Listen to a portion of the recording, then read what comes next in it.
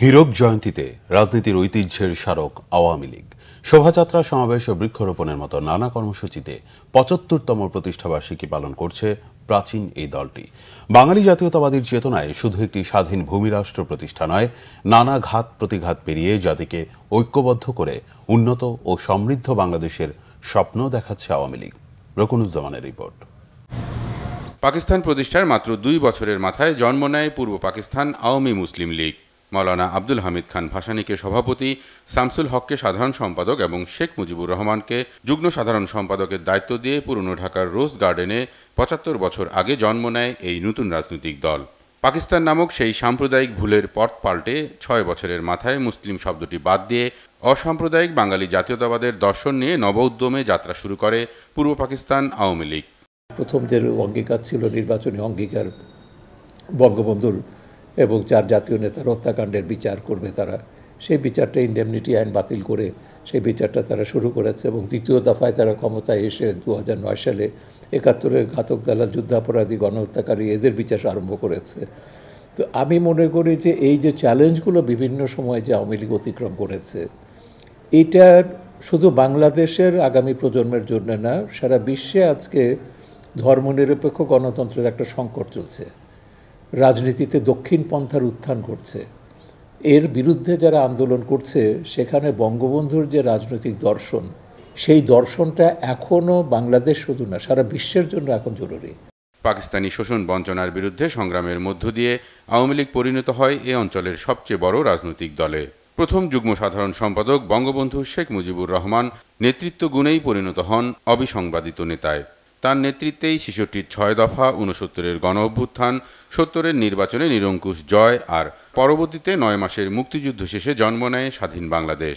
৭১-এর স্বাধীনতার পর দলটির নামকরণ হয় বাংলাদেশ আওয়ামী লীগ। ঐতিহাসিকভাবে, দর্শনগতভাবে অসাম্প্রদায়িক। আমি যখন বাঙালির কথা বলি তখন তো বাঙালি হিন্দু, মুসলমান, বৌদ্ধ, খ্রিস্টান সকলেই সেখানে সমবেত হতে পারে।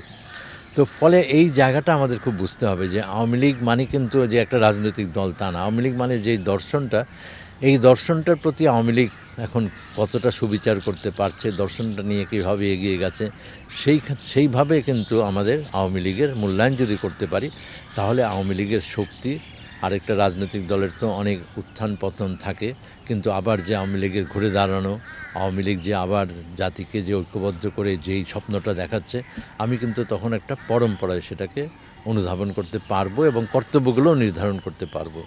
অল্প সময়ের মধ্যে একটি সংবিধান দেওয়া, বিদেশি সৈন্যদের ফেরত পাঠানো সহ ক্ষুধামুক্ত উন্নত বাংলাদেশ গড়ার ভিত গড়লেও ৭৫-এ বঙ্গবন্ধু হত্যার পর হোঁচট খায় আওয়ামী লীগ। এদেশের রাজনৈতিক যে অবকাঠামো, সেই অবকাঠামো ২ ভাগে বিভক্ত। একটা হলো আওয়ামী লীগ, একটা হলো এন্টি আওয়ামী লীগ।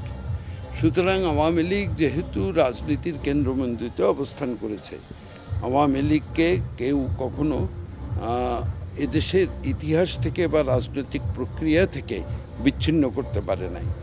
৮১-তে দেশে ফিরেই দীর্ঘদিন ক্ষমতার বাইরে থাকা দিশেহারা দলটির হাল ধরেন বঙ্গবন্ধু কন্যা শেখ হাসিনা। নানা উত্থান পতনের মধ্য দিয়ে তার নেতৃত্বেই আওয়ামী লীগ এখন টানা ৪র্থবারের মতো দেশের রাষ্ট্র ক্ষমতায় এগিয়ে যাচ্ছে উন্নত, সমৃদ্ধ, স্মার্ট বাংলাদেশ গড়ার অভিযাত্রায়। আওয়ামী লীগের জন্ম হয়েছিল বাংলাদেশের স্বাধীনতা অর্জনের জন্য, বাংলাদেশকে উন্নত, সমৃদ্ধ রাষ্ট্রে পরিণত করার জন্য। আওয়ামী লীগ সেই প্রত্যাশা পূরণ করেছে। বাংলাদেশের আর কোনো রাজনৈতিক দলের এই অর্জন নেই, এই সাফল্য নেই। দুনিয়ায়ও খুব কম দেশ পাওয়া যাবে যে দেশের কোনো রাজনৈতিক দলের এত বড় দুটি সাফল্য আছে। স্মার্ট বাংলাদেশ, উন্নত, সমৃদ্ধ, গর্বিত বাংলাদেশ, আওয়ামী লীগ যেটা ঘোষণা করেছে, বঙ্গবন্ধু কন্যা যেটা ঘোষণা করেছেন, সেইটা অবশ্যই অর্জিত হবে। এই নিশ্চয়তা আওয়ামী লীগে দিয়ে গেছে তার ৭৫ বছরের কর্মকাণ্ডের মধ্য দিয়ে।